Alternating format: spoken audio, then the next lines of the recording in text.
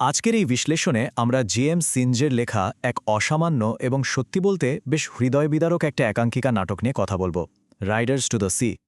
ভাবুন তো, একদিকে অত্যন্ত ভঙ্গুর মানবজীবন আর অন্যদিকে এক অদম্য ক্ষমাহীন সমুদ্র। এই দুয়ের মধ্যকার এক ভয়ঙ্কর সংঘাতই ফুটে উঠেছে এখানে। এই পুরো গল্পটাই আবর্তিত হয়েছে এমন এক রুক্ষ পরিবেশকে ঘিরে, যেখানে বেঁচে থাকা মানেই হল প্রকৃতির সাথে প্রতিদিন লড়াই করে টিকে থাকা। এই ট্র্যাজেডির গভীরতাটা আসলে কতটা সেটা বুঝতে গেলে আমাদের একটা ভয়ঙ্কর সংখ্যার দিকে তাকাতে হবে। সংখ্যাটা হল ৬। একটু চিন্তা করে দেখুন, ঠিক ৬জন ছেলেই জন্ম নিয়েছিল এই পরিবারের বয়োজ্যেষ্ঠ নারী মাওরিয়ার গর্ভে। আর একেবারে নির্মম সত্যিটা হল, এই ৬জনকেই, হ্যাঁ প্রত্যেককে, সমুদ্র শেষ পর্যন্ত তার কোল থেকে চিরতরে কেড়ে নেবে। গল্পের আরও গভীরে যাওয়ার আগে আয়ারল্যান্ডের পশ্চিম উপকূলের এই বিচ্ছিন্ন দ্বীপটার পরিবেশ একটু বুঝে নেওয়া যাক। এখানকার জীবন কিন্তু মূল ভূখণ্ডের মতো একেবারেই নয়। এখানে প্রতিদিন বেঁচে থাকার লড়াইটা মূলত নির্ভর করে হুকার নামের এক বিশেষ ধরনের ঐতিহ্যবাহী নৌকার ওপর। আর এখানকার শোক প্রকাশের ধরনটাও বেশ আলাদা। স্বজন হারানোর কষ্ট তারা প্রকাশ করে খিনিং নামের এক ধরনের হাহাকার ও বিলাপের মাধ্যমে, যা মৃতদের উদ্দেশ্যে নারীরা সমবেত কণ্ঠে গেয়ে থাকেন। শুনলেই গায়ে কাঁটা দিয়ে ওঠে। এখন একটা ব্যাপার খেয়াল রাখা খুব জরুরি। এই যে গল্পটা, এটা কিন্তু শুধু বর্তমানের কোনো ঘটনা নিয়ে নয়, বরং নাটকের পর্দা ওঠার অনেক আগে থেকেই এই পরিবারে হারানোর এক ভয়ঙ্কর দীর্ঘ ইতিহাস রয়েছে। স্বামী, শ্বশুর এবং একে একে ছেলেদের হারানোর এই তালিকাটা, এটা যেন আগে থেকেই এক ধরনের দমবন্ধ করা অবশ্যম্ভাবী আতঙ্কের পরিবেশ তৈরি করে রাখে। মানে বোঝাই যাচ্ছে, মৃত্যুর এই পদধ্বনি এই পরিবারের জন্য মোটেও নতুন কিছু নয়। এখানে না একটা অদ্ভুত নাটকীয় পরিহাস বা ড্রামাটিক আয়রনি লুকিয়ে আছে।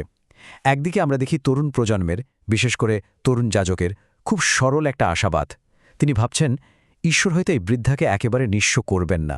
কিন্তু অন্যদিকে মাওরিয়া, যিনি সমুদ্রের নিষ্ঠুর বাস্তবতা একেবারে হাড়ে হাড়ে টের পেয়েছেন, তিনি খুব ভালো করেই জানেন সমুদ্রের ওই বিধ্বংসী ক্ষমতাটা ঠিক কী।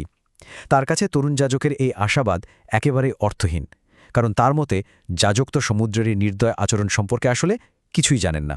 এবার একটু লক্ষ্য করে দেখুন গল্পের উত্তেজনাটা কিভাবে বাড়ানো হয়েছে।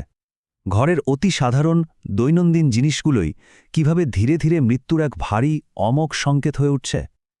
ডুবে যাওয়া এক মানুষের কাপড়ের পুটলি, কিংবা ধরুন কফিনের জন্য আগে থেকেই কিনে রাখা নতুন সাদা তক্তা, শূকরের চিবানো সামান্য এক টুকরো দড়ি, এমনকি বাড়ি ছেড়ে যাওয়া ছেলের ভুলে ফেলে রাখা রুটি, এই প্রত্যেকটা জিনিসই কিন্তু আসন্ন বিপদের এক একটা নীরব পূর্বাভাস দিচ্ছে। উদাহরণ দিলে বিষয়টা আরও পরিষ্কার হবে। যেমন ধরুন, সমুদ্রে হারিয়ে যাওয়া ছেলে মাইকেলের মৃত্যুর যে চূড়ান্ত নিশ্চিতীকরণ, সেটা কিন্তু কোনো বড় বা নাটকীয় ঘোষণার মাধ্যমে আমাদের সামনে আসে না। আসে একেবারে চরম ব্যক্তিগত ছোট্ট একটা ঘরোয়া কাজের মধ্যে দিয়ে, বোনার সময় ফেলে দেওয়া মাত্র 4টে সেলাইয়ের ঘর গোনার মাধ্যমে। যখন বোনেরা ওই মোজার সেলাইগুলো মেলাতে থাকে, তখন যে একটা নীরব স্তব্ধ করা আতঙ্ক তৈরি হয়, সেটা সত্যি গভীরভাবে নাড়া দিয়ে যায়।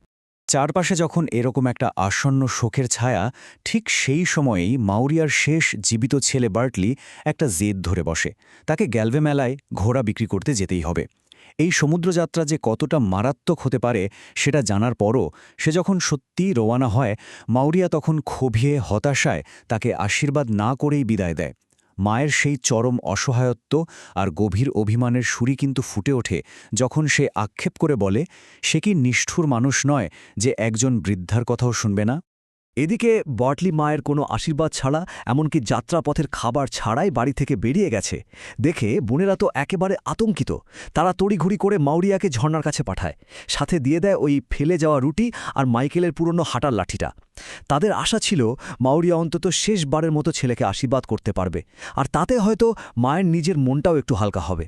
কিন্তু মাওরিয়া যখন ফিরে আসে, তখন তাকে দেখে মনে হয় সে যেন সম্পূর্ণ দিশেহারা, ঘোরের মধ্যে আছে।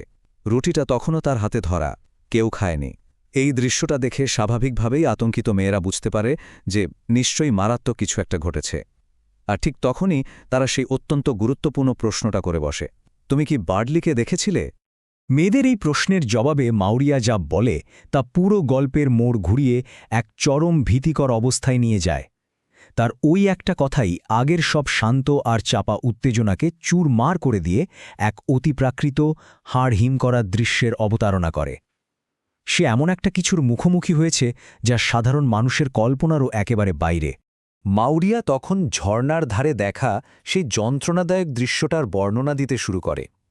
সে দেখেছে বার্টলি লাল ঘোড়া ছুটিয়ে যাচ্ছে আর তার ঠিক পেছনেই একটা ধূসর ঘোড়ায় চড়ে তাকে অনুসরণ করছে তার ডুবে যাওয়া ছেলে মাইকেলের ভূত।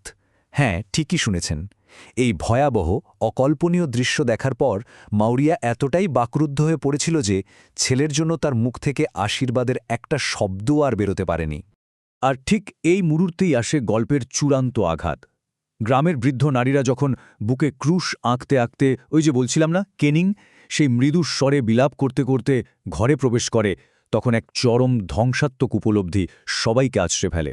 বার্টলির মৃতদেহ ঘরে আনা হয়। জানালে ওই ধূসর ঘোড়াটাই তাকে ধাক্কা দিয়ে সমুদ্রে ফেলে দিয়েছিল। এরপর তার মৃতদেহটা রাখা হয় সেই আগে থেকে কিনে রাখা কফিনের সাদা তক্তাগুলোর ওপরে। তবে এই আলোচনার সবচেয়ে বড় মানসিক ধাক্কাটা কোথায় জানেন?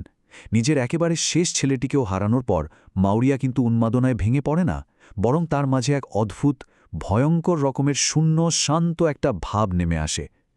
তার যুক্তিটা খুব সোজা। সমুদ্র তার সবকিছুই কেড়ে নিয়েছে, তাই সমুদ্রের আর তাকে নতুন করে কোনো ক্ষতি করার ক্ষমতাই অবশিষ্ট নেই। পরিবারের প্রতিটি পুরুষ সদস্যকেই যখন সমুদ্র ছিনুয়ে নিয়েছে, তখন সমুদ্রের পরবর্তী আঘাতের জন্য অপেক্ষার যে অবিরত যন্ত্রণাদায়ক উদ্বেগটা ছিল, সেটা চিরতরে নিভে যায়। এখন আর ঝড়ের রাতে আতঙ্কে ঈশ্বরের কাছে প্রার্থনা করার কোনো প্রয়োজন নেই। অন্ধকার রাতে পবিত্র জল আনারও দরকার নেই। অন্য নারীরা যখন তাদের স্বজনদের জন্য কাঁদবে, তখন সমুদ্র কতটা ফুঁসছে বা কেমন আচরণ করছে তা নিয়ে মাউরিয়াকে আর বিন্দুমাত্র ভাবতে হবে না। তাহলে বিষয়টা দাঁড়াচ্ছে, এখানকার সবচেয়ে চমকপ্রদ দিকটাই হলো এই তীব্র বৈপরীত্য। একবার ভেবে দেখুন, একদিকে ছিল পাগল প্রায় হয়ে প্রার্থনা করা আর জোয়ারের দিকে ভয় ভয় তাকিয়ে থাকা, আর অন্যদিকে সবকিছু হারানোর এই যে চরম শূন্যতা, সেটা রূপান্তরিত হচ্ছে এক অদ্ভুত অন্ধকার শাস্তিতে, যে শাস্তিটা হলো আর কখনোই কোনো প্রিয়জনকে হারানোর ভয় না পাওয়ার শাস্তি।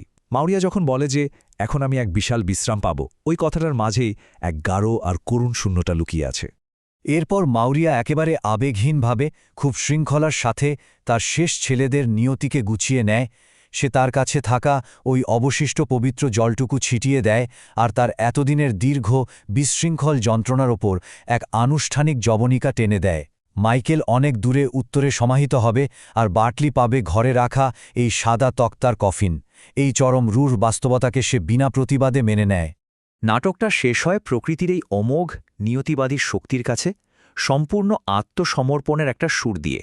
এই দ্বীপের মানুষদের জীবন যে আসলে এক ক্ষমাশীলতাহীন প্রাকৃতিক শক্তি দিয়েই নিয়ন্ত্রিত, তার কাছে মাথা নত করা ছাড়া মানুষের আর কিছুই করার থাকে না। কেউই চিরকাল বেঁচে থাকতে পারে না, তাই আমাদের সন্তুষ্ট থাকতে হবে। এই কথাটা কেবল একটা সাধারণ সংলাপ নয়, এটা মানব জীবনের চরম অসহায়ত্বের এক অমোঘ স্বীকৃতি। আমাদের আজকের এই আলোচনার একদম শেষে এসে একটা গভীর এবং বেশ চিন্তায় ফেলে দেওয়ার মতো প্রশ্ন কিন্তু থেকেই যায়। যখন প্রকৃতি মানুষের কাছ থেকে একেবারে সবকিছু কেড়ে নেয়, তখন হারানোর তো আর কিছুই বাকি থাকে না। তারপর যে এক অদ্ভুত শূন্য শান্তি সৃষ্টি হয়, সেটা কি প্রকৃতির এক অদ্ভুত দয়া নাকি মানব জীবনের চূড়ান্ত ট্র্যাজেডি? জেমস সিঞ্জ ঠিক এই প্রশ্নটাই আমাদের জন্য রেখে গেছেন, যা নিশ্চিতভাবেই দীর্ঘক্ষণ ভাবিয়ে তুলবে।